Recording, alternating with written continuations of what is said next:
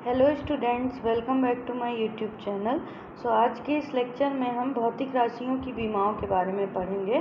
Dimensions of physical quantities, जो एक बहुत ही इम्पॉर्टेंट टॉपिक है और इससे related derivations and numericals question paper में भी पूछे जाते हैं।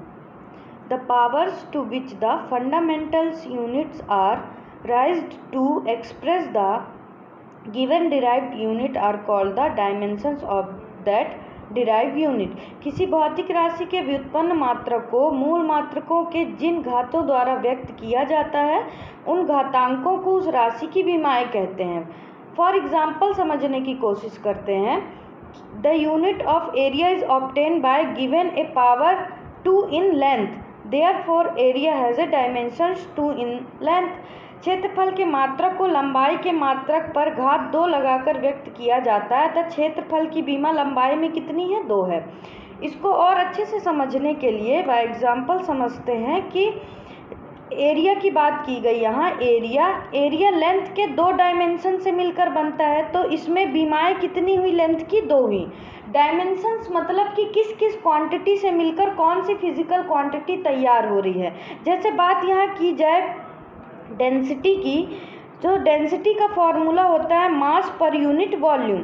मास पर यूनिट वॉल्यूम का मतलब हुआ कि एक तो द्रव्यमान हो गया और दूसरा हो गया आयतन। आयतन किससे मिलकर बनता है? L क्यूब से। तो हम इसमें बोलेंगे कि इसका डायमेंशंस कितना है, तो मास में डायमेंशन है 1 और लेंथ की 3 डायमेंशन से मिलकर ये फिजिकल क्वांटिटी तैयार होती है। अब डायमेंशनल फॉर्मूले को समझने के लिए, फिजिकल क्वांटिटी के डायमेंशनल फॉर्मूले को समझने के लिए कि डायमेंशनल फॉर्मूले को कैसे एक्सप्रेस किया जाता है किसी भी फिजिकल क्वांटिटी को। The expression of formula which express the derived units of physical quantities in terms of fundamentals units with the suitable power is called dimensional formula. वह सूत्र जो किसी भौतिक राशि के व्युत्पन्न मात्रक को मूल मात्रकों के उचित घातों द्वारा व्यक्त किया जाता है, ऐसे सूत्र को हम विमीय सूत्र कहते हैं। फॉर एग्जाम्पल समझने के लिए हमें पता है कि फंडामेंटल क्वांटिटी 7 टाइप्स की होती हैं। 7 टाइप्स की फंडामेंटल क्वांटिटी को किस डायमेंशंस के फॉर्म में हम शो करते हैं। लेंथ के लिए L यूज़ किया जाता है, मास के लिए M, टाइम के लिए T, टेम्परेचर के लिए K, इलेक्ट्रिक करंट के लिए A एंड लुमिनस इंटेंसिटी के लिए CD, पदार्थ की मात्रा क्वांटिटी ऑफ मैटर के लिए मोल। अब इन्हें हम डायमेंशंस के फॉर्म में शो कैसे करते हैं, क्योंकि अभी हमने डायमेंशनल फॉर्मूले के डेफिनेशन में ये चीज़ देखी कि जो डिराइव्ड यूनिट्स होती हैं उनको हमें फंडामेंटल यूनिट्स के फॉर्म में शो करना है। मतलब फंडामेंटल यूनिट्स के डायमेंशंस की हेल्प लेके हमें किसी भी डिराइव्ड यूनिट की डायमेंशनल फॉर्मूले को एक्सप्रेस करना है। तो इसे हम एग्जाम्पल के थ्रू अच्छे से समझते हैं। कुछ भौतिक राशियों के विमीय सूत्र यहाँ दिए हुए हैं, इसकी हेल्प से हम समझ सकते हैं dimensional formula of some physical quantity. इसके हेल्प से हम समझ सकते हैं कि कैसे किसी भी फिजिकल क्वांटिटी के डायमेंशनल फार्मूले को एक्सप्रेस किया जा सकता है। एरिया एक डिराइव्ड यूनिट है और डिराइव्ड फिजिकल क्वांटिटी है। हमें पता है एरिया किससे मिलकर बनता है? लेंथ इंटू लेंथ स्क्वायर से। तो हम इसका डायमेंशन कैसे शो करेंगे? M0 L2 T0। ऐसे वॉल्यूम के लिए वॉल्यूम का फॉर्मूला होता है LB इंटू H।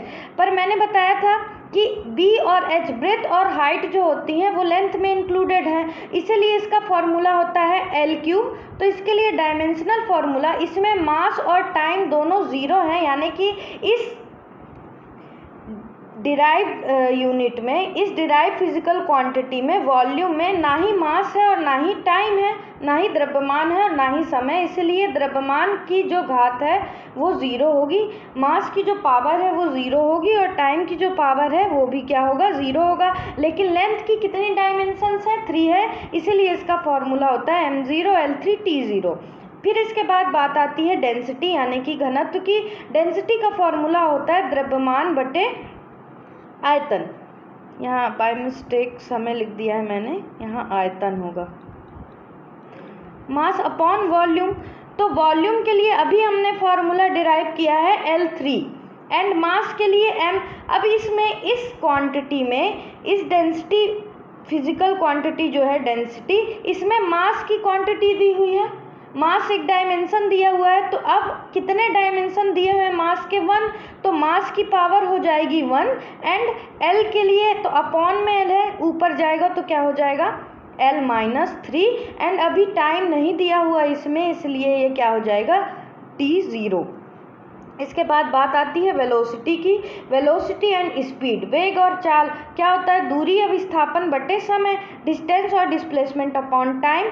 तो डिस्टेंस के लिए और डिस्प्लेसमेंट के लिए ये सारी चीज़ें किस में इंक्लूडेड हैं? लेंथ में। तो L upon T, T inverse हो जाएगा और L, लेकिन इसमें मास की कोई भी डायमेंशन इंक्लूडेड नहीं है, इसलिए m की पावर क्या होगी? 0 होगी। एक्सीलरेशन के लिए ऐसे लेते हैं, तो एक्सीलरेशन का फॉर्मूला होता है change in velocity upon time, यानी कि वेग में परिवर्तन बटे समय। तो वेग में परिवर्तन, हाँ एक बात याद रखिएगा, डायमेंशनल फॉर्मूले को चेंज से कोई मतलब नहीं होता, उसको डायमेंशनल फॉर्मूले में कुछ चीज़ें ऐसी हैं जो मैटर नहीं करती, जैसे कि इसमें लिखा है चेंज इन वेलोसिटी या किसी भी चीज़ की कैपेसिटी को, डायरेक्शन को, ये चीज़ें डायमेंशन के लिए मैटर नहीं करती। डायमेंशनल फॉर्मूले के लिए मैटर करता है कि वो क्वांटिटी कौन कौन से डायमेंशन से या कौन कौन सी क्वांटिटी से मिलकर बनी हुई है, जिससे हम किसी भी डायमेंशनल फॉर्मूले को शो कर सकते हैं। तो बात आती है एक्सीलरेशन। एक्सीलरेशन का फॉर्मूला होता है change in velocity upon time.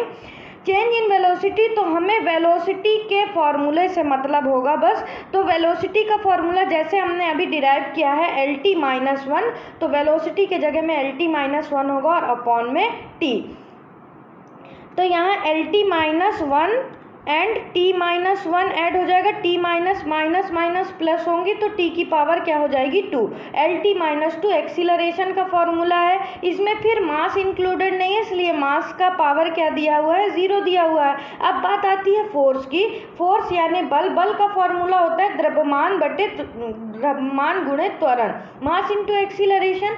Mass into acceleration के लिए अब यहाँ मास की एक क्वांटिटी इंक्लूडेड है, मास दिया हुआ है। मास के लिए हम कौन सा डायमेंशन यूज करते हैं? m यूज करते हैं। एक्सीलरेशन के लिए अभी हमने फाइंड आउट किया LT-2, तो m का एक डायमेंशन है इसलिए m की पावर 1, l का एक डायमेंशन है इसलिए l की पावर 1 एंड t-2। ऐसी वर्क के लिए है, वर्क मतलब कार्य। कार्य का फॉर्मूला होता है बल गुणे विस्थापन, फोर्स इंटू डिस्प्लेसमेंट। फोर्स का हमने अभी डायमेंशन निकाला m1 L1 t-2, तो फोर्स के जगह में हम फोर्स का डायमेंशन लिखेंगे। एंड अभी मैंने बताया कि डिस्प्लेसमेंट भी लेंथ में इंक्लूडेड है, इसलिए डिस्प्लेसमेंट के जगह क्या लिखा जाता है? L लिखा जाता है। तो इसका डायमेंशनल फॉर्मूला कैसे फाइंड आउट करेंगे? m का एक डायमेंशन इंक्लूड है इसलिए m1, l के 2 डायमेंशन हो गए इसलिए l2 एंड t का 1 डायमेंशन है तो t-1। बात आती है इम्पल्स की। आवेग का सूत्र होता है बल गुणे समय, फोर्स इंटू टाइम। तो फोर्स का अभी हमने फॉर्मूला लिखा mL-2 इंटू टी। तो mLT यहाँ t-2 है और t की पावर 1 है, -2 + 1 -1 होगा, तो इसलिए इसका फॉर्मूला होगा mLT-1। इसके बाद बात आती है प्रेशर की, यानी कि दाब की। फोर्स अपॉन एरिया, बल गुणे क्षेत्रफल। तो फोर्स का फॉर्मूला हमें पता है mLT-2, अभी फाइंड आउट कर चुके हैं और बार बार ये रिपीटेड हो रहा है तो शायद आप लोगों को याद भी हो गया होगा। mLT-2 और क्षेत्रफल के लिए, एरिया के लिए, एरिया 2 लेंथ की डायमेंशन से मिलकर बनता है, तो एक पावर इसकी कैंसिल हो जाती है। इसके बाद क्या बचता है? ये L नीचे है तो ऊपर जाएगा तो क्या हो जाएगा? -1 mL-1 t-2। ऐसी पावर के लिए वर्क अपॉन टाइम, वर्क का फॉर्मूला होता है mL2 t-2 एंड अपॉन में t है, ये t ऊपर जाएगा तो m -2t-2 और t-1 -2 -1 -3 हो जाएंगे, तो इसलिए इसका फॉर्मूला होगा Ml2t-3। सरफेस टेंशन की बात करें पृष्ठ तनाव की, तो इसका फॉर्मूला होता है फोर्स अपॉन लेंथ। फोर्स के लिए हमने अभी पढ़ा Ml2 एंड लेंथ के लिए L से L कैंसिल हो जाएगा, तो इधर बचेगा M1L0t-2। आई होप आज के इस लेक्चर में आप लोगों को डायमेंशन से रिलेटेड जो भी डाउट था वो क्लियर हुआ होगा, और डायमेंशनल फॉर्मूला कैसे हम किसी फिजिकल क्वांटिटी का निकाल सकते हैं आप लोगों को इसमें हेल्प हुई होगी। इससे रिलेटेड कोई भी क्वेरी है तो आप मुझे कमेंट बॉक्स में कमेंट करके पूछ सकते हैं। अगले लेक्चर में अगले टॉपिक के साथ मिलते हैं, तब तक के लिए गुड नाइट, बाय बाय।